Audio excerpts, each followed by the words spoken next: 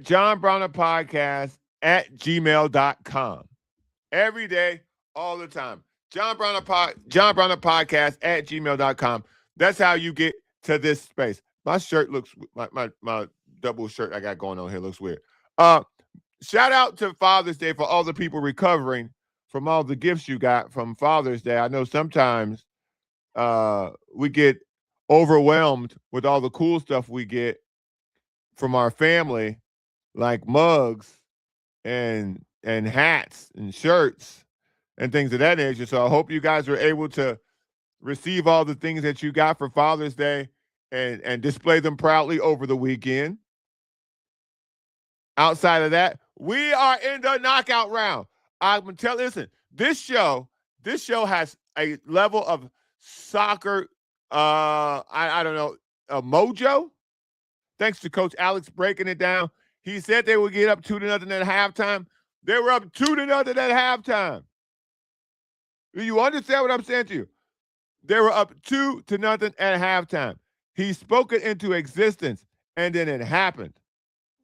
I don't know what else to tell y'all. That was crazy. As he was telling me what was going to happen in the game, boom, it happened. I was like, oh, we up 2-0 at his halftime. Ah! I was going crazy up in here. Now, we didn't get that third goal, and Pulisic didn't play. But that's not the point. The point is not whether Pulisic played or not. The point is not whether or not we got the third goal. He literally called 2 goals, okay? Our soccer guy, our soccer correspondent, called the 2 goals. So, bam, USA. Working on my wardrobe as we do the show. USA. We'll get more into that. The NBA draft is tomorrow. We're going to talk about the freak out that's occurring around the NBA draft, for whether or not Giannis will or won't be traded to Boston. Today they're saying this for Jaylen Brown. It's a Jaylen Brown for Giannis and some parts and pieces. And as always, the Miami Heat, at this point, I'm convinced people use them in every trade to drive up the price. And that's literally, I think, what's happening with the Celtics. The Miami Heat are being used as a prop to drive up the trade assets to acquire Giannis. We'll get into that. The Padres go full Padre in top of the 9th inning. Yesterday, it was not pleasant. You get first and I think it was first and second, or I think it was the first and second with nobody out, and you lose by 1. So I don't really know how much more detail we need to get into that, but we'll get into it because it's really just the same problem over and over again. Like, stop me if you stop me if you've heard this before. And this was the Padres yesterday. Stop me if you heard this before. You get to the point where you have an opportunity to win the game. And what happens? Because that's all you're asking for, right? Is an opportunity to win the game. But you get to the 9th inning, you get 2 people on, and you just another 4-3 loss. I just don't I don't know. I don't know how many more of these we can take. Let me see, where is it? I don't know how many more of these we can take. But they keep coming, man. They literally keep coming. I have no idea how many more of these. I don't want to call them gut-wrenching because they keep happening. They keep happening. The weekend series versus the Rangers, it gave you the first two games, gave you what you're looking for. Manny homered in extras, which is absolutely the guy you're looking to come through. You score 7 in the first game, you lose. You score 6, you get the home run in the 10th, you win. And then you can't handle prosperity. You can't handle good things happening to you because you go to the game against, I think Mackenzie Gore is the guy who they beat on Saturday. So it's tough, man. It's rough to watch, man. Wyatt Langford giving you a 3-run shot. He's got back-to-back. That's a young guy doing his thing. So you want to keep going. You want to keep looking at this and feeling like, hey man, we're close. Hey man, we're getting there. Hey man, we're getting there. Tatis gets a hit. Kalanick gets a hit. I'm sorry. Tatis gets a hit. Bogarts gets a hit. Ty France struck out. My dog Song, who just hasn't panned out, he lines out. And then Duran grounds out. First and second with nobody out, and you walk away with the same thing. I guess we shouldn't be surprised at the lack of just coming through, but you keep getting these flashes. You keep getting these moments. You keep getting these things that happen, and then you go, okay, maybe this is maybe this is it. This goes back to what we talked about last week. The Peloton of the Padres season was in full effect yesterday. You literally thought you were getting somewhere after what happened on Saturday, only to have it come back and bite you on Sunday. Tatis, by the way, because there are some silver linings in the things that have been happening. Tatis has been pretty good. Fernando Tatis Jr. has been pretty good. So we can't necessarily. He's up to 285. Came in, pinch hit yesterday, got on base. These are when I'm talking about leadership, man. That's great leadership. Hey, man, if y'all need me, I'm here for a bat. You get to the ninth inning, bang, guy gets you on base. But you gotta be a the famous saying. The famous saying is be an active participant in your rescue. And it just really feels like the Peloton experience strikes again. It feels like, okay, we got this. We on the roll. We had a good ending to yesterday's game. We roll into the following game. Another good pitching performance. And then all of a sudden, you get to the ninth inning and the bottom just falls out. Because I thought, again, I'll speak about this again. I think Walker Buehler has been fantastic for what you need Walker Buehler to do. Like, think about that. I think Walker Buehler has been great for the thing that you need Walker Buehler to do. After that, I don't know. I couldn't tell you. It's disappointing. And I don't want to talk about I don't want to talk about what's coming on Friday, Saturday, and Sunday. I know y'all might want to talk about it. I don't want to talk about that. This team needs to focus on Atlanta. You got a 6-game homestand. This team needs to focus on Atlanta because the next 10 games, I'm going to read them to you, okay? Atlanta, Los Angeles, not the Angels, Chicago, Los Angeles, not the Angels. The season could be over in the next 10 games, right? So 3, 6, 9, what's that? 13. The season could be over in the next 13 games.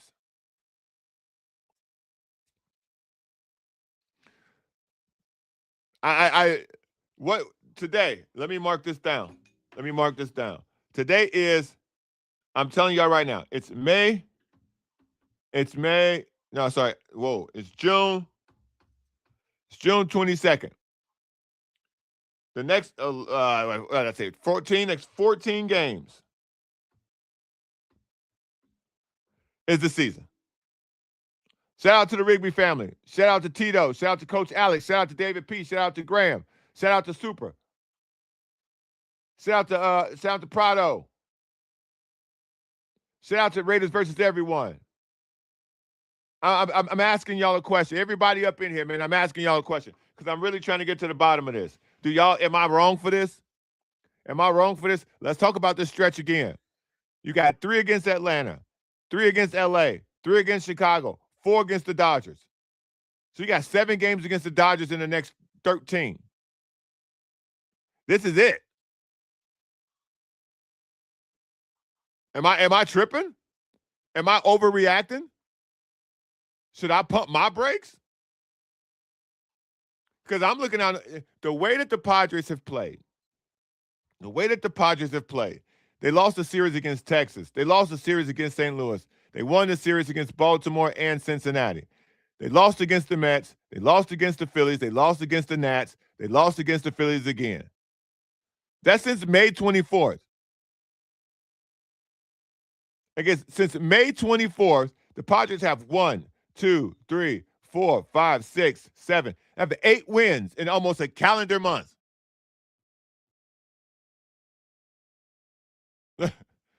From June, from where am I? I lost it. Hold on.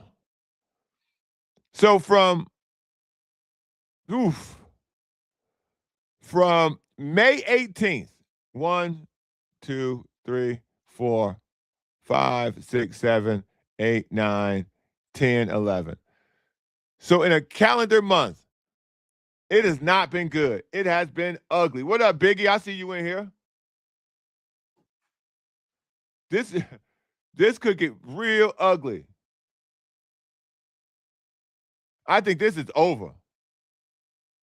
I think we are in trouble, y'all. Water be filling the boat. Biggie says, "Sub J, Padre fans blowing games late. Well, at least you aren't a Giants fan who blow games early and late. Your Padres will make the playoff." I don't know about that, Biggie. I don't know about that, man. In addition to that, by the way, Rafael Devers not wanting to come out first. Music. I loved it. That's great content. That's great content. At some point, shout out to Rafael Devers for being like, all right, finally, I'm going to make a scene, but I'm going to leave.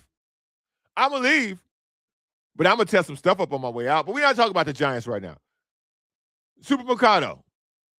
That's what I'm saying. Top of the ninth. T singles. Bogart singles. France K. Song out. And then Duran, Fielder's Choice out. Just pathetic is too complimentary of a word. And then to look out, then to look out on the horizon after that, knowing you going into Atlanta, you got Atlanta coming in here. Atlanta is 48-28, first in the NL East. So you got 48-28 Atlanta. And then after 48-28 Atlanta, you got 48-29 Los Angeles. The Cubs struggling Cubs, 40-37. And then you go back to the Dodgers. And then you might catch a break with Arizona. But at that point, you're going to be worse than Arizona.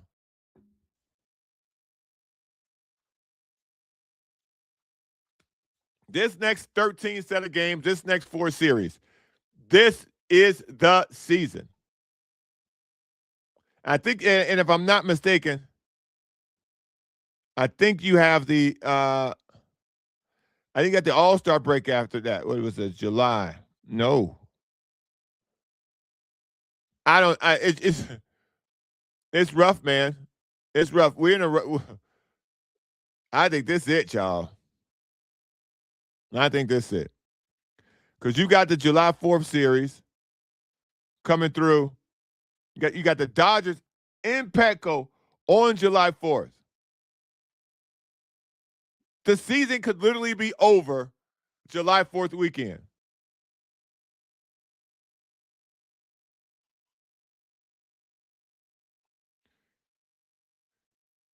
The Dodgers are coming down. We're going up. By that, I mean just destination, driving, travel. Ah, man, this is. I don't think that the San Diego Padres survive this.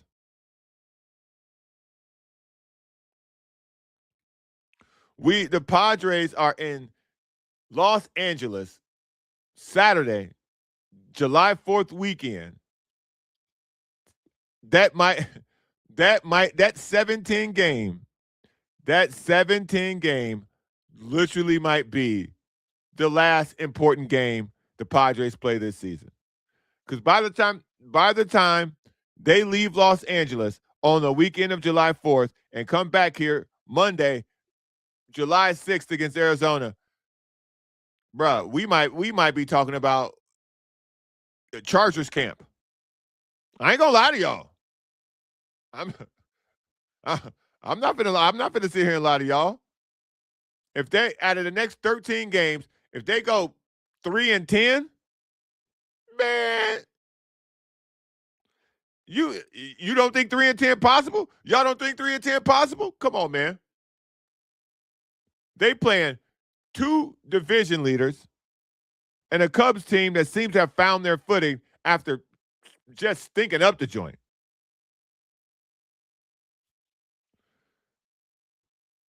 So yeah, man, this is it was fun. Super says we split with LA next 6 games. Come on, let's freaking go. No. What Padre fan, positive Padre observer. Positive Padre observer. Let me ask you a real question. Do you think you're going to split with Atlanta? You're going to win a 3-game with Atlanta, who's got a better record, or they got a better record than the Dodgers? So you're gonna split. Let's say you lose 2 out of 3 to Atlanta. That's a win. Then you lose 2 out of 3 to Los Angeles. That's now you're 4-2. I mean you're 2-4. Like when I'm telling you, if they walk away from this, what was it? So 13 games. If they walk away from this, 4-9, 3-10, it's over, man. I just with the way that this current team is playing, the way that the current version of the Padres are playing, this is gonna be rough. It just is. That's my opinion. Well, I'm gonna be here for it. Don't get me wrong. I'm gonna be here for it. We all gonna have a conversation about it. We're gonna watch the demise, but I don't think it'll be fun. I don't think it'll be fun. We'll say that season we made it to July 4th, which is usually the way things have been going before this previous successful run. But unless you see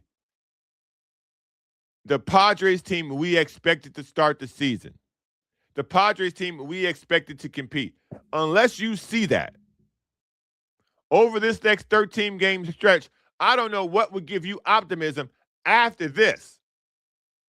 I don't know what you could see if they don't do well in this. I don't know what you could take out of this that they still have a chance. And I'm talking about just making them postseason at this point. If they do well, Tatis has to continue to do well. Merrill's going to have to bat between 280 and 290 in this 13-game stretch. You're going to need Manny to come out of his slump. He looked as if he was, then he wasn't. And then you need everybody else to just kind of do the thing that you're paying them to do. You need Bogarts to come up with a hit here and there. You need Samad Taylor to be active on the bases. His speed, and I think it was a Saturday game, showed itself. That's what you need.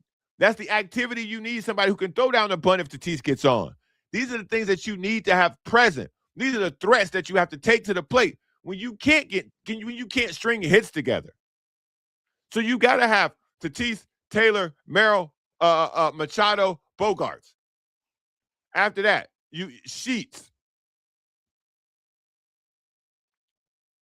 I mean, how much more waiting can we do? I'm saying there's a chance, Coach Alex.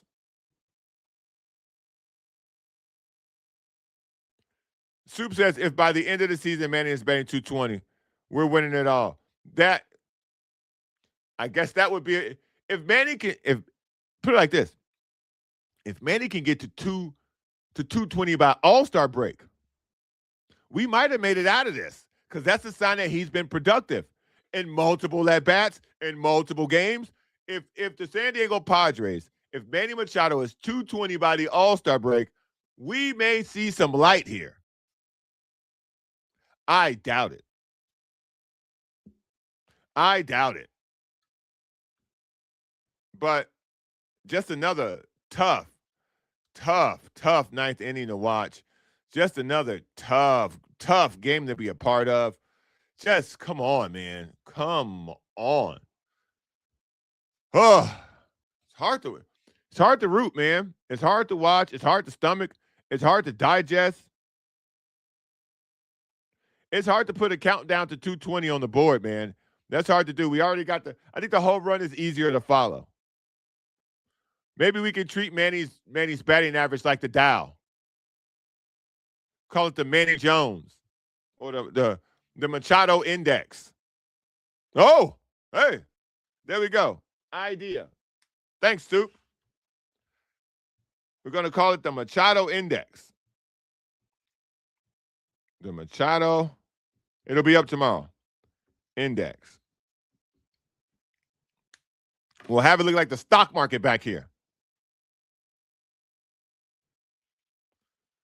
Hard to fan, bro. I ain't going to tell y'all how to fan, bro, but it's hard for me lately. I ain't going to lie. Graham says you do realize that in the playoffs, the most important aspect is starting pitching, which we severely lack. But keep living in delusion. Hey, man, listen, I'm trying, dog. I'm trying, bro. I'm trying to find something positive. Again, this is the Padres Peloton season so far. We ain't going nowhere, dog. We riding in place. Okay, Tatis got 2 damn home runs. It's June 22nd. We're gonna put the Manny Index up tomorrow. You know, the Manny Index, Coach Alex, the Manny Index is going public tomorrow, y'all. Like SpaceX. God damn, man. Let's talk about something else. Let's move on. As always, man, if you guys are new to the show, I'm John Brown. This is the John Brown Podcast. I'm coming to you guys courtesy of many X accounts. One of them is the Sporting Tribune. Shout out to all my people over at the Sporting Tribune. If you're viewing me from that standpoint, please give the show a retweet. I really appreciate it. In addition to that, if you are watching the show on YouTube, please do me a favor and subscribe, like, share, and subscribe. I really appreciate it. It helps me get into space, helps me promote the show, helps me push the algorithm up. As y'all know, we on our march to 300, so we're getting there. It's moving. We're moving. And so the best thing that we can do is to continue to try to promote and continue to try to show that thing and grow that thing. So shout out to the people at the Sporting Tribune.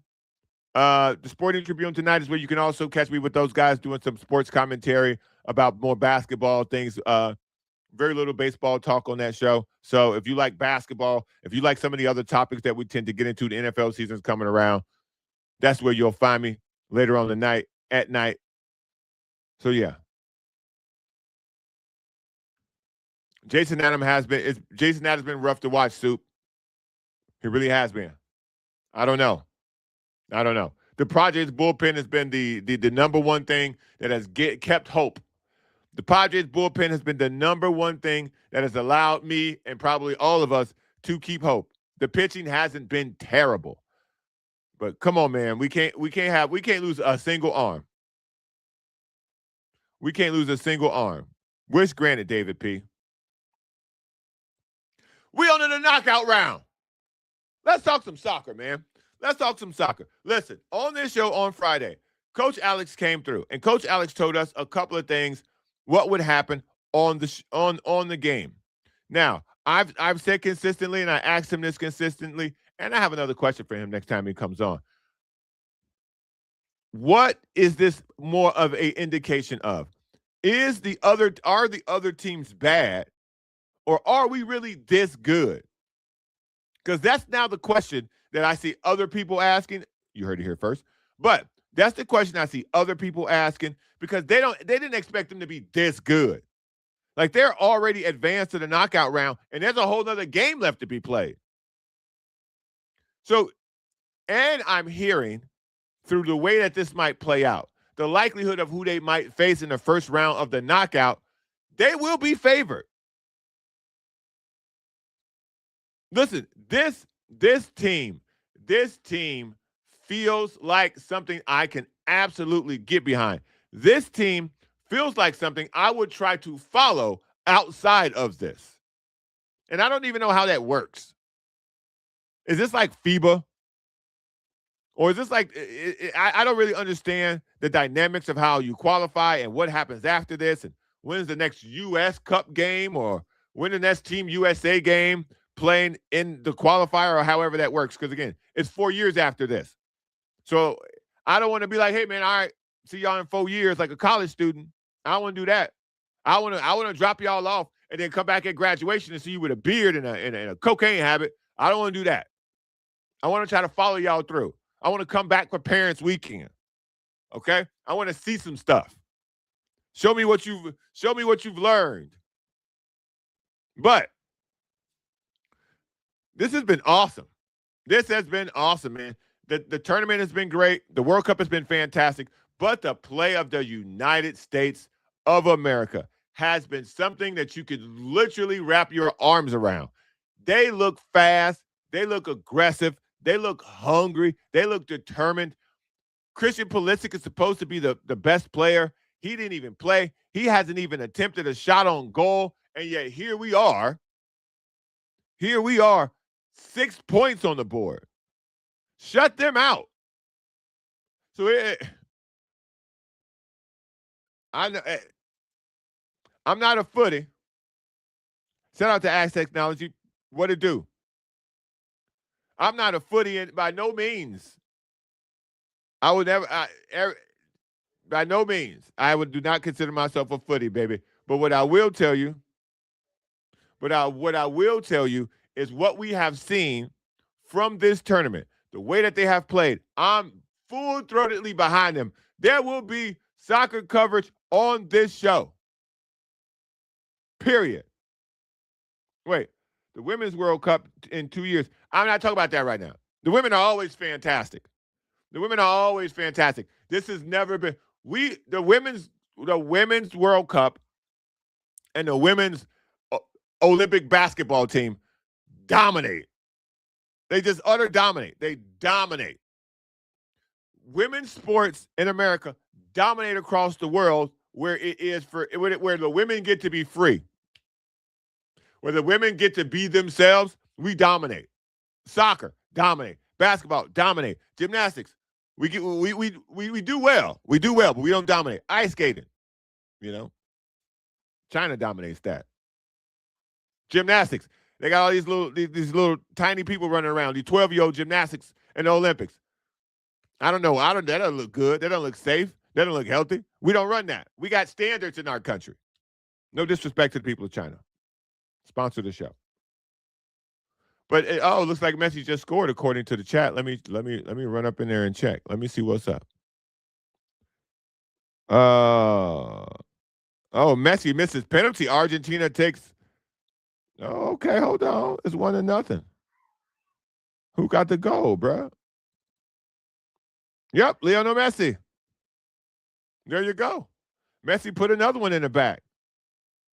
So yeah, man, this has been an amazing opportunity for me to just kind of suck up what is going on here. And it's been great.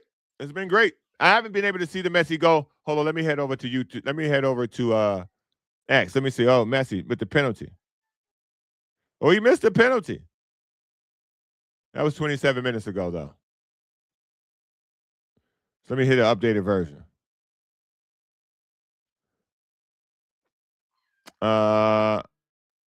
Okay. All right. Well, I'll get to it at some point. I'm sure it'll show his face.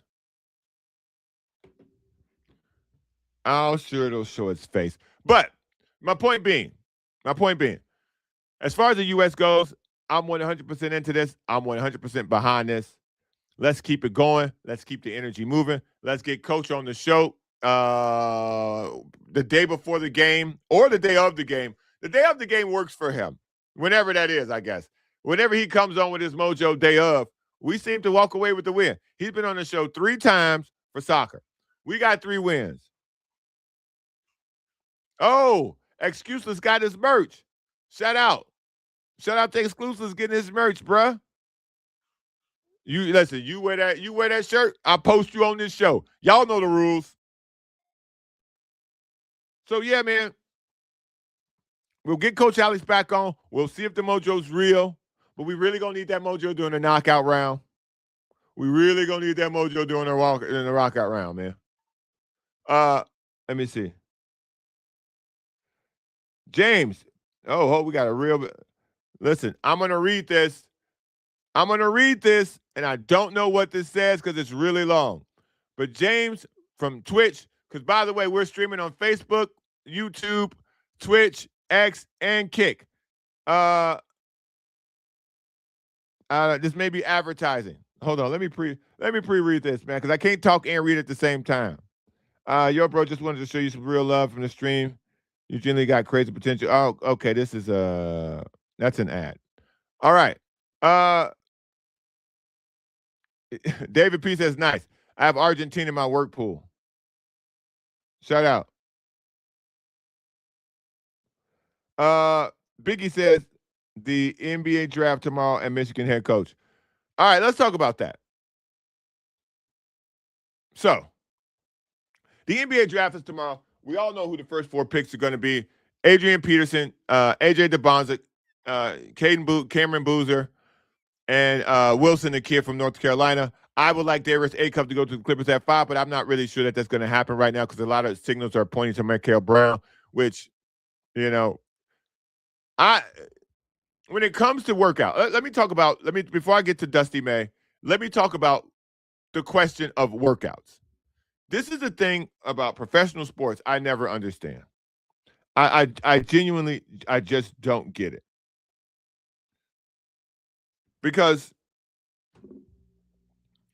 if you have all this tape of these kids playing, whether it be NFL or NBA, you have all this tape of them playing during the regular season. Why do people lose their minds over a workout? When it's just chairs or it's just coaches, people get enamored over these workouts. I find that whatever you put on tape, that's more important to me. When I interview you, I would not work any of these guys out. Because I know what you can do because I've seen it in 5-on-5 competition. I want to talk to your coach and see your practice habits.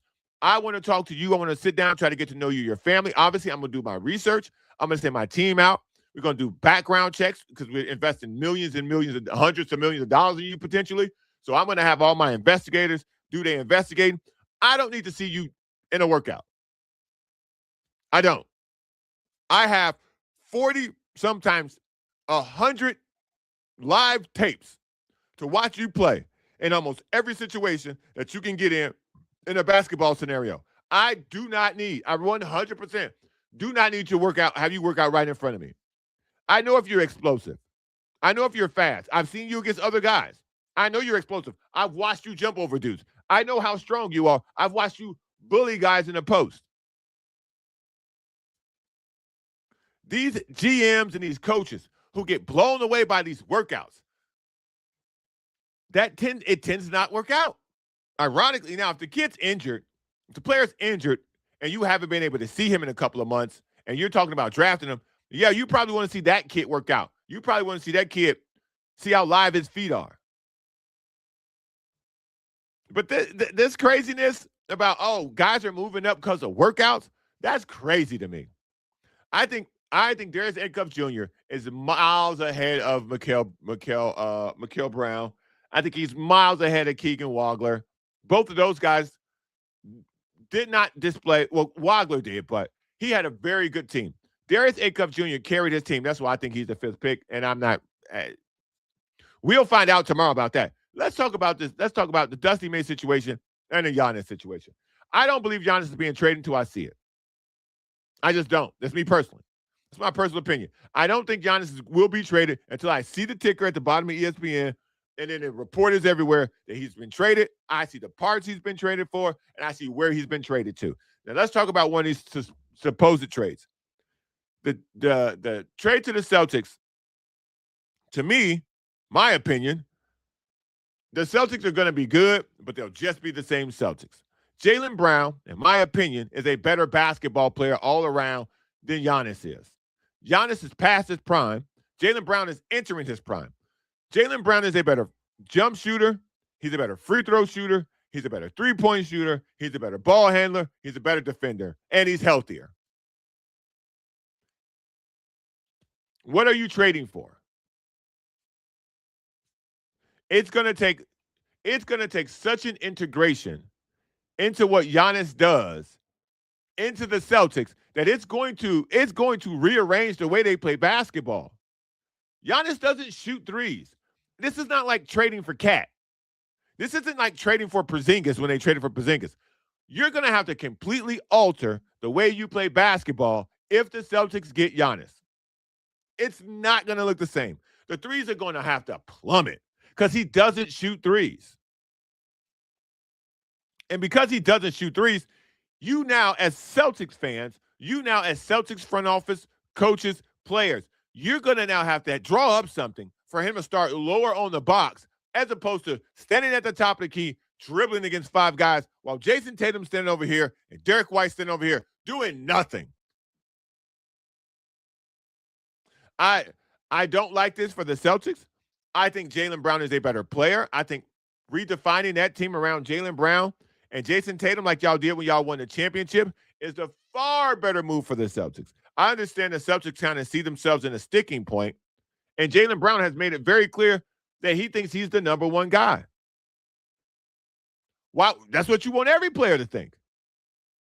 But the idea that you're going to trade Giannis for Jaylen Brown, which pretty much feels like a straight-up trade, the Bucks are going to win that trade. How often do you hear about a team trading a guy of Giannis's magnitude and losing, and winning the trade? The Bucks are going to win this trade if the trade is to Boston for Jaylen Brown. He's under contract longer. He's got more of a career ahead of him. He's got more to prove than Giannis, and he's healthier. And a better three-point shooter, and a better ball handler, and a better free throw shooter, and a better defender.